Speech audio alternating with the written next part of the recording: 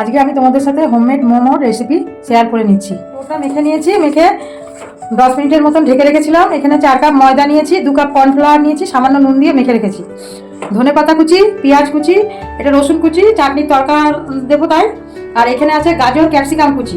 এটা মাংসটা গ্রেট করা আছে, মাংসটা এবার আমি মেখে নিচ্ছি। গোলমরিচ, নুন, সোয়া সস, পেঁয়াজ, ধনেপাতা,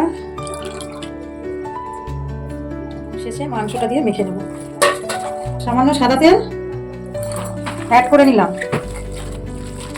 ময়দা দিয়ে বেলে নেব। এরপরে আমি একটা বাটির সাহায্যে কেটে নেব।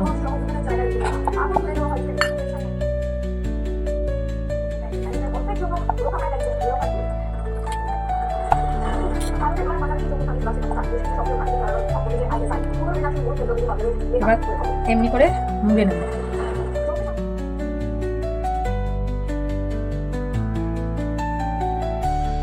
এমনি করে কাটতে নিতে হবে।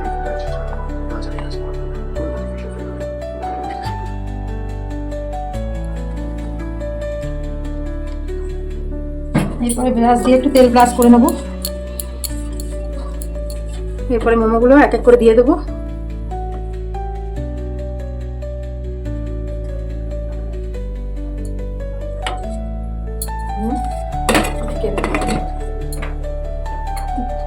ভাপে বসিয়েছিলাম, সেটা হয়ে গেছে, সেটা নামাবো।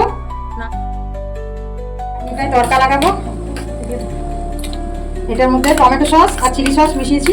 রসুনটা ছাড়বো, লেবুর রস মিশিয়ে নিলাম, শসা একটু।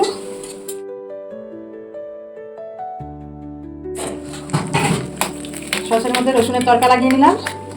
মোমো রেডি আর সসও রেডি।